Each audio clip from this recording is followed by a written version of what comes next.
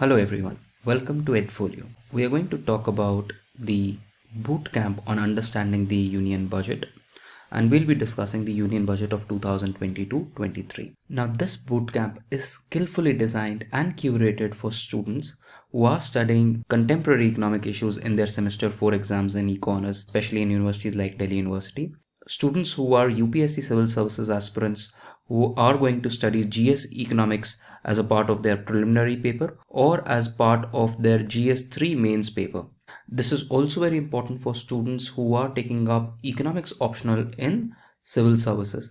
Apart from that, in other competitive examinations like RBI Grade B, IBPS, SSC exam, in all these competitive exams, usually questions are asked on budget and related terms. Apart from that, the Indian Economic Service is another area where you can write wonderful answers on the basis of this bootcamp.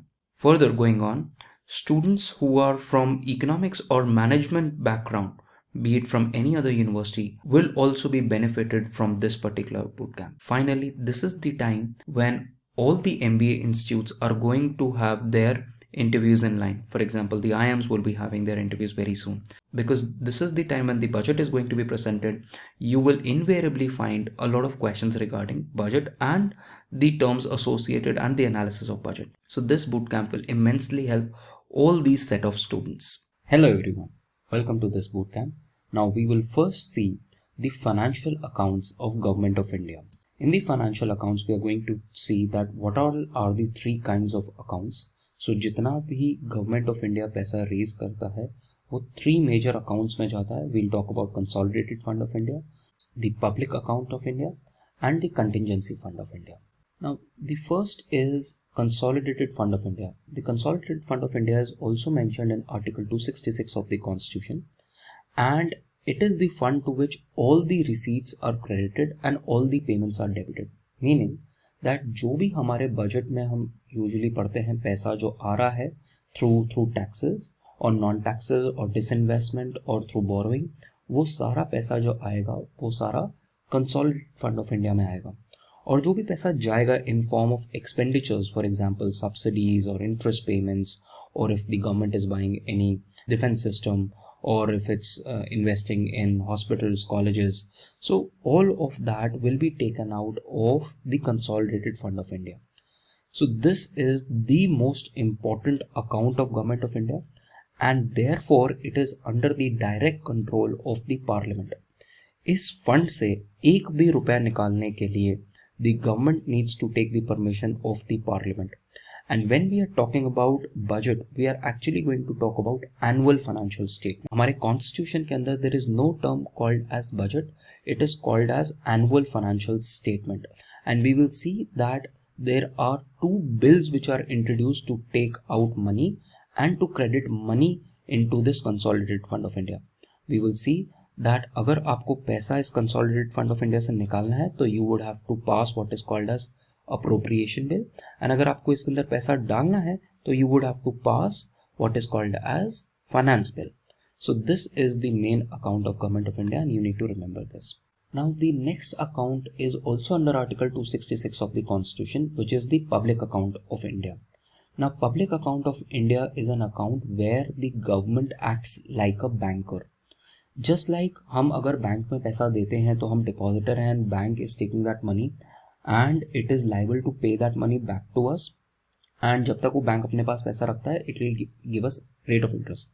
Similarly, we as public also give money to the Government of India, and it has to pay rate of interest to the one who is depositing the amount. So ये वो वाली transactions हैं जहाँ पर government as a banker operate कर रहा है. To give you a small example, you might have heard about national small certificates. Now your parents must be investing in these NSE bonds. Why? Because these are tax saving certificates. अगर आपकी income ज़्यादा, taxable amount ज़्यादा है, तो आप around 1.5 lakh rupees तक इन saving certificates के अंदर इन्वेस्ट कर सकते हो, एंड आपकी टैक्सेबल इनकम कम हो जाएगी. बट वो पैसा जो हो रहा है वो सीधा पब्लिक अकाउंट ऑफ इंडिया में जा रहा है. एंड दिस अकाउंट, ये जितना भी पैसा है ये directly is under the executive. If the government wants to spend any money from public account of India, it need not take the permission of the Parliament. It's directly under the seal and thumb of the finance minister. Then you have the third account, which is the Contingency Fund of India under Article 267 of the Constitution. Now this is an account which is often used just to make unforeseen expenditures. For example, Parliament session में नहीं है, कोई unforeseen expenditure आ गया, तो उसको करने के लिए you have this Contingency Fund of India, which is hardly used, and therefore it is also under the control of the President of India. Now that we have covered the financial accounts, let's see the timeline of the budget. In timeline of the budget, we will see that when is the budget introduced and by what time does it pass from the parliament. Now let us see the budget passing process. As we know, on the 1st of February, the budget is presented in Lok Sabha. Simultaneously, the budget is also laid in Rajya Sabha. But what you need to understand is that in case of budget, the Lok Sabha has a primacy over Rajya Sabha. There can be different kinds of bills that can be introduced in the parliament. Of those different kinds, there is a kind called money bill. Now ये जो budget होता है वो एक money bill होता है. In fact, we had already discussed that there is nothing called budget bill. There are two separate bills which are passed. One is called as an appropriation bill and the other is called as a finance bill. So these are the bills which are actually passed. The combination of these two bills is basically called as the budget. तो ये जो दो bills हैं, appropriation bill और finance bill, ये दोनों money bills हैं. And in case of money bill, Rajya Sabha के पास बहुत लिमिटेड पावर होती है, वो चेंजेस नहीं कर सकता, और within 14 days it has to pass the bill which has been forwarded by Lok Sabha. अगर वो 14 डेज तक पास नहीं करता, it will be deemed to be have been given approval of. So therefore it has limited powers to check on the passing of the annual financial statement.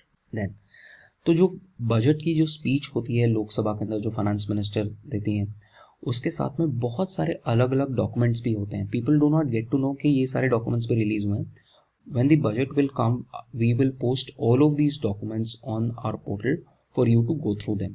So apart from the budget speech, there is an annual financial statement, there is a demand for grants. We'll just understand what demand for grants is. Then we have already talked about what appropriation bill is. When you have to take out money from Consolidated Fund of India, that is called as appropriation bill. And if when you have to put money into a Consolidated Fund of India, that is called as finance bill. Then there is something called FRBM, Fiscal Responsibility and Budget Management Act, which was introduced in 2003. We'll also talk slightly about it. But what you need to understand, it talks about the future fiscal path of government of India. How will it manage to control the fiscal deficit and the revenue deficit? Then apart from that, receipts budget is there, the expenditure profile is there. Then it also explains that what all changes to taxes is the government proposing and how is it going to carry it forward. That all is included in the memo explaining provisions of finance bill. Then apart from that, there is budget at glance and the outcome budget. In outcome budget, it is talking about how the outlays, जैसे खर्चे जो government कर रही है वो actual में outcomes क्या transform कर पाएंगे. That is called as outcome budget. So these are the 12 documents which are simultaneously introduced into the parliament while the finance minister is giving the budget speech. Then after this, the second step is general discussion. इस general discussion के अंदर the discussion on the budget happens in both houses for 3 to 4 days. However, what you need to understand is कि यहाँ पर कोई voting possible नहीं है, सिर्फ general discussion होगा. The government will give its own side, the opposition will kind of question the government that why it has introduced certain policies and what all are the missing points in this budget. So ये पूरी debate 3 से 4 दिन चलती है. After this step, then as a third step, this budget goes to the scrutiny phase. Now the scrutiny is done by departmental committees. Now what are these departmental committees? Now ये जो budget का पूरा process है, इसमें हर ministry जो है different amount मांगेगी. For example, Ministry of Rural Development will say that मुझे overall 10,000 crore rupees चाहिए, जिसमें से 3,000 crore rupees मुझे rural roads के लिए चाहिए, मुझे 2,000 crore rupees rural schools के लिए चाहिए, मुझे rural employment के लिए 3,000 crore rupees चाहिए. So it will make different demand for grants. Every ministry will have these different demand for grants. These demand for grants have to be understood and rationalized why the ministry is asking for these funds, and therefore to study all these demand for grants 3 to 4 weeks are needed. So both the houses of the parliament are adjourned for 3 to 4 weeks, basically till 4th or 5th of March the houses are adjourned. So within these 3 to 4 weeks, these 24 departmental committees study these demand for grants and if they are appropriate. Then in the fourth step, we see that there is voting that happens. Now this fourth step is called as voting for demand for grants. Now क्या होता है, grant is something which is being asked by the particular ministry, but demand जो है वो grant कब बनेगा, जब उस पर voting होगी.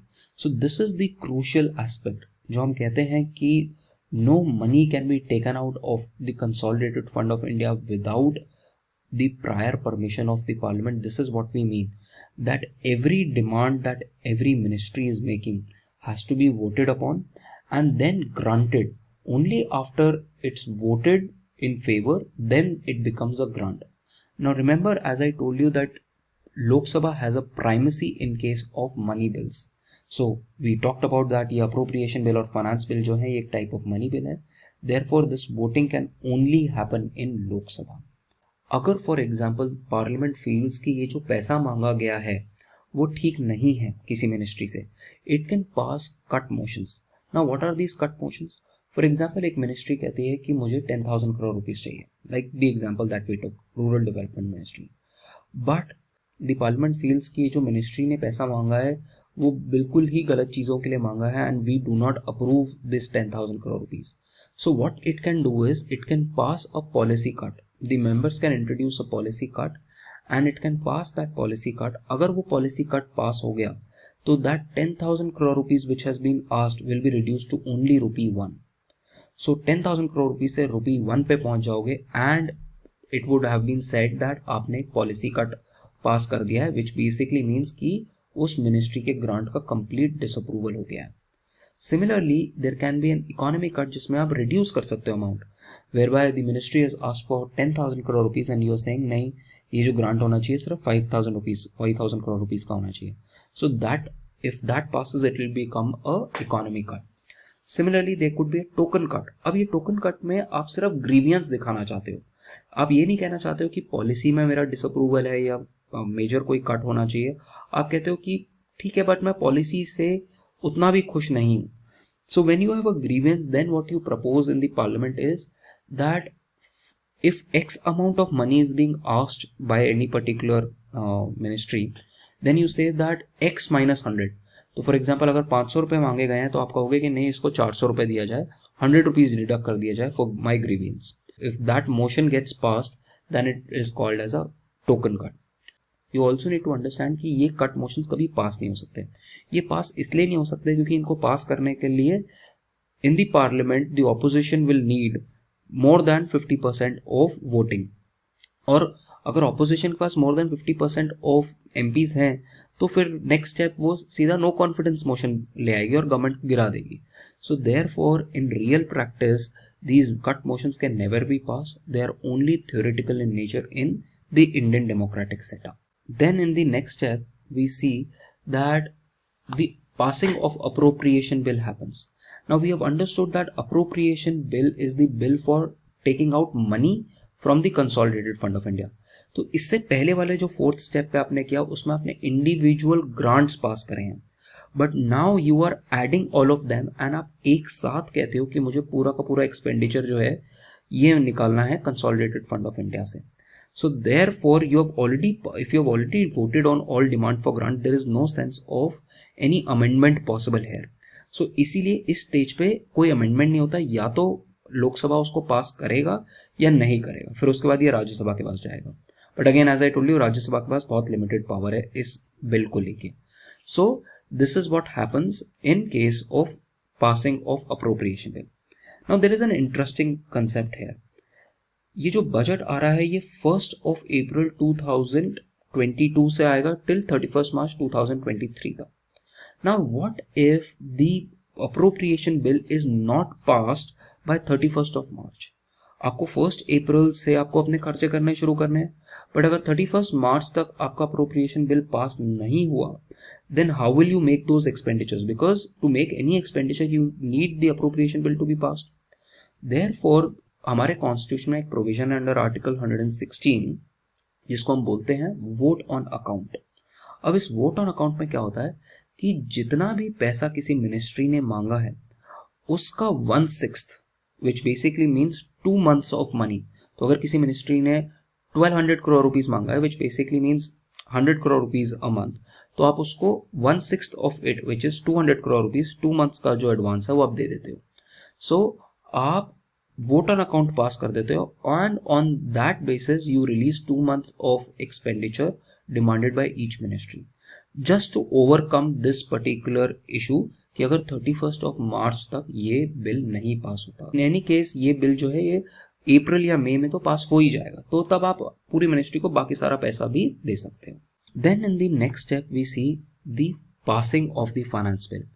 In case of passing of the finance bill, we are talking about how does the government basically put money into the Consolidated Fund of India. तो ये जो है ये इनकम साइड है, अप्रोप्रिएशन जो बिल है वो एक्सपेंडिचर साइड है. और क्योंकि अभी तक हमने कहीं पर भी बात नहीं करी अमेंडमेंट की इन टर्म्स ऑफ टैक्सेस, कि टैक्सेस में अमेंडमेंट कहाँ पर पॉसिबल है, तो इसलिए यहाँ पर अमेंडमेंट जो है in case of finance bill is possible. But what you also need to know is that यहाँ पर इस अमेंडमेंट में जो लोकसभा और राज्यसभा है वो टैक्सेस इंक्रीज नहीं कर सकते, स्पेशली लोकसभा. राज्यसभा का तो सिर्फ एक नॉमिनल रोल है, तो लोकसभा के अंदर आप टैक्सेस इंक्रीज नहीं कर सकते, आप उनको रिड्यूस जरूर कर सकते हो. So that is possible, but also this bill has to pass by 15th of April. That is also mentioned in one of the legislations. So therefore this is the overall process of the passing of the budget in Parliament.